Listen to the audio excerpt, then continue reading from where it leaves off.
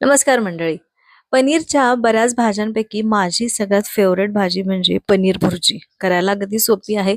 सकाळच्या घाईमध्ये होते. जर डब्यामध्ये टिफिनमध्ये द्यायची असेल तरीही परफेक्ट आहे आणि स्पेशल काहीतरी पण पनीरचंच खायचं असेल आणि झटपट होणारं असेल तरीही परफेक्ट आहे. तर चला बनवूया आजची अगदी साधी सोपी पनीर भुर्जी, तेही माझ्या स्टाईलने. हॅलो, नमस्कार. मी सोनल, मेजवानी बाय सोनलमध्ये तुमचं खूप खूप मनापासून स्वागत करते आणि आजच्या पनीर भुर्जीला सुरुवात करूया. तर त्यासाठी मी इथे होममेड पनीर घेतलेलं आहे. तर मी हे पनीर घरीच बनवलं.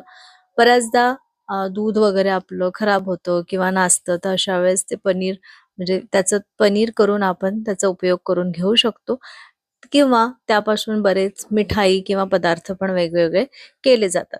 तर मी आज याचं पनीर तयार केलं म्हटलं, तर या पनीरचीच आपण भुर्जी तयार करून घेऊ. तर या पनीरला मी किसून घेतलं सुरुवातीला. त्यानंतर हे बघा, या पद्धतीने मी हे किसून घेतलेलं आहे. एक कढई घेतली. या कढईमध्ये 3 टेबलस्पून तेल घेतलं. तेलाचं प्रमाण या भाजीला कमी राहिलं तरी चालतं, म्हणूनच टिफिनसाठी अगदी परफेक्ट आहे. आणि त्यानंतर यामध्ये तेल गरम झाल्यावरती अर्धा चमचा मोहरी घालू, अर्धा चमचा जिरं घालू. जिरं चांगलं फुललं की यामध्ये एक काडी कढीपत्ता यामध्ये घालायचा आहे. त्यानंतर 3 मिरच्या इथे बारीक चिरून घातलेल्या आहे. यामध्ये आपण तिखट पण घालणार आहोत, म्हणून फक्त इथे 3च मिरच्या मी घेतलेल्या आहे. आणि इथे तुम्ही मिरची स्किप पण करू शकता. फक्त तिखट घालून पण ही भाजी तयार करू शकता. एक मीडियम साईजचा कांदा बारीक चिरून घेतलेला आहे. या पनीर भुर्जीमध्ये ना कांद्याची खूप छान चव येते. भरपूर कांदा राहिला तरी पण मस्त लागतं, जसं आपण अंडा भुर्जीमध्ये वगैरे करतो अगदी त्या पद्धतीने. त्यानंतर एक मीडियम साईजचा टोमॅटो पण मी बारीक चिरून घेतला, तो घातला आणि हे 1-2 मिनिटं छान परतवून घेऊ. इथे 1-2 मिनिटं झालेली आहे. अर्धा चमचा यामध्ये आलं लसूण पेस्ट घालू, ती पण छान 2 मिनिटं परतवून घेऊ. त्याचा कच्चेपणा जातपर्यंत परतवून घ्यायचा आहे. तर हे बघा, इथे 2 मिनिटं आपण आलं लसूण पेस्ट पण परतवून घेतली. आणि यामध्ये ना थोडेसे मटार दाणे पण घालायचे आहे. तर तुमच्याकडे मटार जर असेल ना तर नक्की घाला. खूप छान चव लागते आणि आवडतं. मला तर अतिशय आवडते. तर खूप छान लागतं. नक्की घाला. त्यानंतर मी अगदी थोडेच घातलेले आहे. पाव कप वगैरे इतके मटार असेल आणि जे आपलं पनीर आहे ना ते 200 ग्राम वगैरे पनीर झालं होतं तयार. तर आता हे पण आपण 1-2 मिनिटं परतवून घेऊ. मटार थोडेसे शिजतपर्यंत.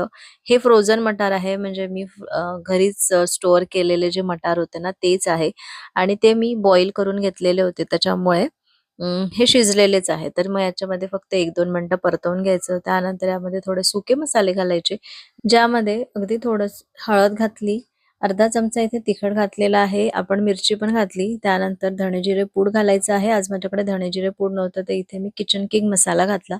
चवीपुरतं मीठ घालायचं आहे आणि 1-2 मिनिटं याला परतवून घेऊ.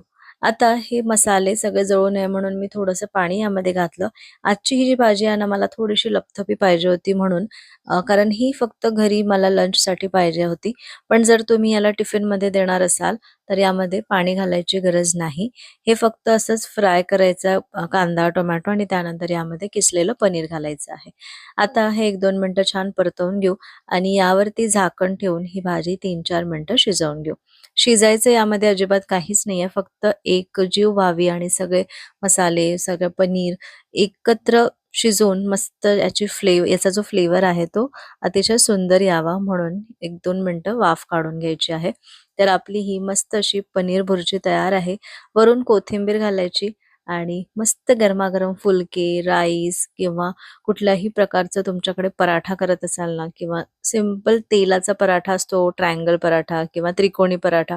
आम्ही त्याला शिंगाड्याच्या पोळ्या म्हणायचो. म्हणजे आम्ही जेव्हा लहान होतो ना, तेव्हा मम्मीला म्हणायचं, "तेलाच्या पोळ्या कर" असं कधीच म्हटलं नाही. आम्ही म्हणायचं, "शिंगाड्याच्या पोळ्या कर."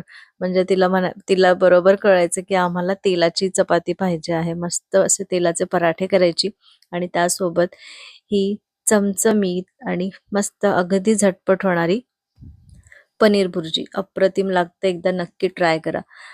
आम्ही जर ट्रॅव्हल करत असू, ट्रेनमध्ये जाणार असू ना किंवा म्हणजे जर मी आता माहेरी वगैरे जाते, तर ट्रेनचा प्रवासच आम्ही करतो. मग अशा वेळेस पनीर भुर्जी आणि चपाती हेच घेऊन जातो, कारण आयुषला अतिशय आवडतं. तर म्हणूनच तुम्ही पण एकदा ही पनीर भुर्जी ट्राय करा आणि रेसिपी आवडली असेल तर एक लाईक करा. पुन्हा भेटते अशाच एका मस्त रेसिपी सोबत पुढच्या व्हिडिओमध्ये. तोपर्यंत बाय बाय.